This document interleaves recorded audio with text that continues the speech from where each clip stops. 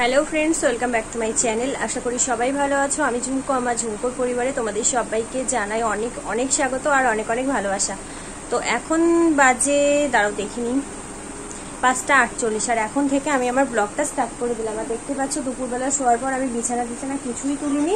তার কারণ হলো একটু গেছিলাম বাইরে বলতে একটু গেছিলাম ওই পাড়ার দিকে একটা ভালো একটা জিনিস হয়েছে কি জানো তো, যে এতদিন ধরে যে বাজারে গিয়েই ওই মাংসটা আনতে হতো সেটা এখন নেই, কারণ ওখানে একটা ছোট্ট দোকান হয়েছে।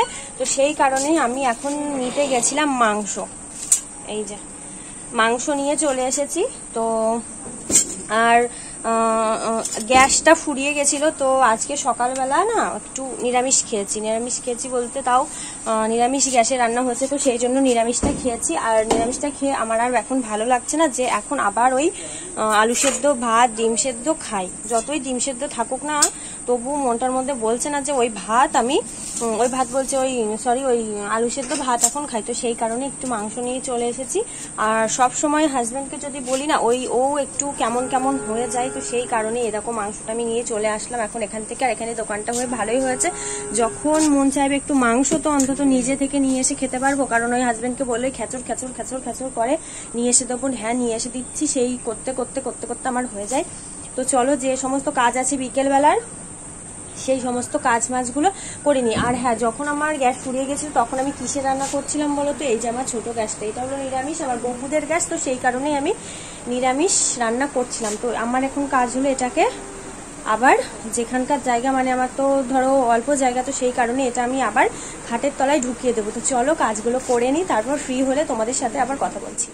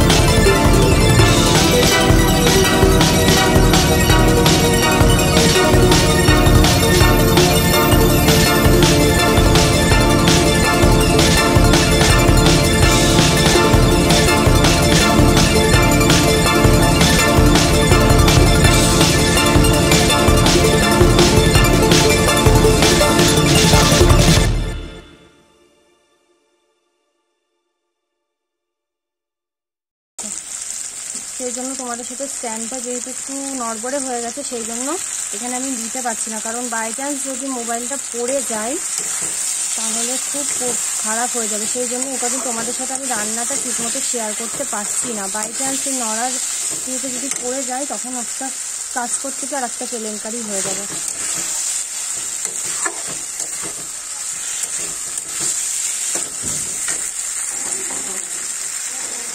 তো চলো এটাকে কষিয়ে নিই, তারপর আমি তোমাদের সাথে আবার কথা বলছি।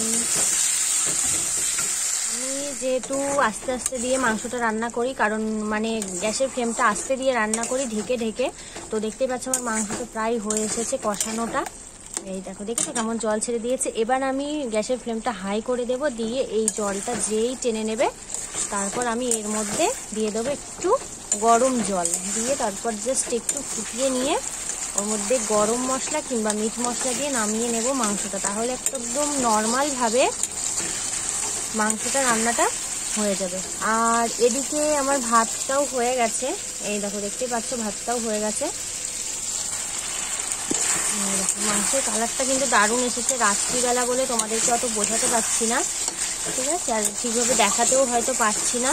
এখন বাজে মানে 6:30 বাজে, তো আমি এখনও আমার ছেলেদেরকে ভোগ লাগাইনি। তার কারণ হলো আমি এইটা মাংসটা রান্না বান্না করে নিয়ে একবারে গা ধুয়ে এসে তারপর আমার ছেলেদের কাজে লাগবো, কারণ এই মাংস রান্না করতে করতে ওদের কাজে আর যাচ্ছি না, ঠিক আছে। তো চলো রান্না টান্না করে নিই, তারপর ফ্রি হয়ে তোমাদের সাথে কথা বলছি।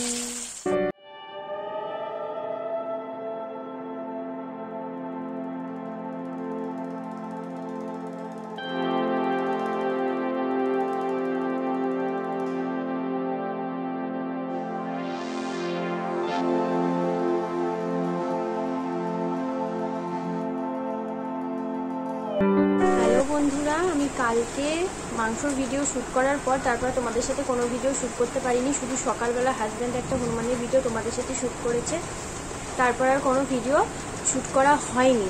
আর আজকে কিছুদিন যাবৎ আমি কোনো ব্লগ ভিডিও নিয়ে আসতে পারছি না, তার কারণ হলো মনটা ভীষণই খারাপ।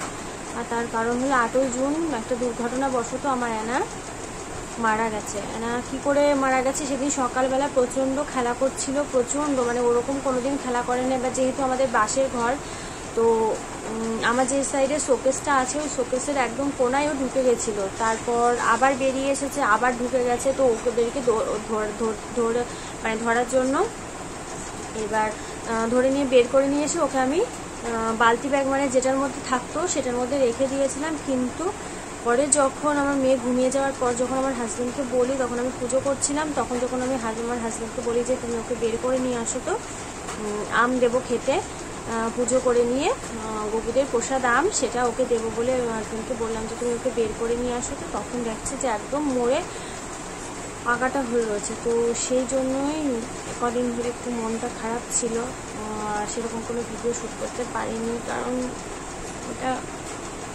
প্রায় 5 দিন কম 1 মাস ও আমাদের কাছে ছিল, প্রচণ্ড মনটা খারাপ খারাপ করছে,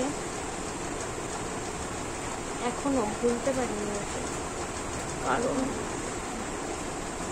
যখন আমার মেয়েটা দুষ্টুমি করতো তখন ও এসে আমার পিছনে লুকোতো, আবার যখন মানে ঘুমানোর ইচ্ছে হতো আমি যদি বিছানায় থাকতাম আমার গা ঘেঁষে এসে শুয়ে থাকতো। তো সেই কারণেই ওর কথাটা বলার চেষ্টা করে ভুলতে পারছি না। যাই হোক, ও এটা ভেবে মনকে বুঝেছি যে ওর হয়তো এই পর্যন্তই আয়ু ছিল, ভগবান যেন ওকে কৃষ্ণপ্রাপ্তি ঘটাই, আর এরপর যেন মানুষ করে জন্ম নিয়ে হয়তো কোনোভাবে আমাদের কাছে ফিরে আসে, সেই কারণেই। আর ওর কথা মনে করতে করতে আমার মেয়েটা একটু মানে সেরকম কোনো কিছু মনে করতে দিচ্ছে না ওকে, কারণ ও যে যথেষ্ট ভালোবাসতো ওকে। তো একটা সেই দিদি আসতো না, ওই দিদিটাদের বাড়িতে ওদের 2টো খরগোশ ছিল, তো একটা ওদেরও একটা বেড়ালে নিয়ে গেছিলো, তার একটা ছিল, সেটাকে গিয়ে কালকে বাড়ি এসে মানে কদিন ও বাড়ি থেকে বেরোয়নি, তারপর কালকে বাড়ি এসে, তো কালকে ও ওই দিদিটাদের বাড়িতে গেছিলো, দিদিটাদের বাড়ি থেকে এসে আমাকে বলছে যে ও মা অ্যানা হলো ওই দিদিমণিদের বাড়িতে আছে।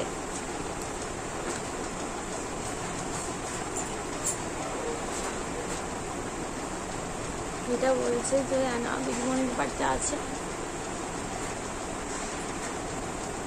যাই হোক, ওর কথা আর মনে করতে চাইছি না, কিন্তু তবু মনে হয়ে যাচ্ছে। আর সেই মন খারাপটা থাকার জন্যই একদিন ব্লগ দিইনি, কারণ ব্লগের মধ্যে তো চলে আসে, তো সেই কারণে যাই হোক আমি তবুও মনকে বুঝ দিয়েছিলাম যে আর একটা খরগোশকে আমরা নিয়ে আসবো, কিন্তু আমার হাজব্যান্ড বললো যে, আমার ভাই বললো কি ওকে মনে হয় সেই মাটির মধ্যে থাকে না যে ঘুগড়ে পোকা না কি বলে, যার হোক ওই পোকাটাতে কামড়েছে, কারণ ওই পোকাটাতে কামড়ালে নাকি কোনো খরগোশ বাঁচে না, একদম মানে আঁকাটা হয়ে মরে যায়। তো হয়তো ও একদম কোনার মধ্যে ঢুকে গেছিলো, যেহেতু মাটির ঘর ওই শোকেসের একদম কোনার মধ্যে বাঁশের মধ্যে ঢুকে গেছিলো, তো সেই কারণে বাই চান্স হয়তো ওকে কামড়ে দিয়েছে। তো সেই কারণেই আমি যখন নিতে যাচ্ছিলাম আর একটাকে, কারণ মন থেকে আর অন্যরকম হচ্ছিল আর মেয়েটার জন্য একটু খারাপ লাগছিল, তো সেই কারণে হাজব্যান্ড বললো যে না থাক, আপাতত আমরা কোথায় যাব না যাব তার নিয়ে ঠিক। তখন ওকে নিয়ে একটা ঝামেলার বিষয় বলতে কোথায় রাখবো নিজেরাই, কোথায় থাকবো না থাকবো সেটা ঠিক নেই। তো আগে ঠিকঠাক হয়ে যায় যে আমরা কোথায় থাকবো না থাকবো, তারপর আমরা একটা আবার এনাকে নিয়ে আসবো, ঠিক আছে। তো সেই জন্যই কাল থেকে আবার এই ব্লগটা শুরু করলাম। আর যে আমার মেয়েটা এতক্ষণ ছিল ওই বাড়িতে, এই যে চলে এসছে,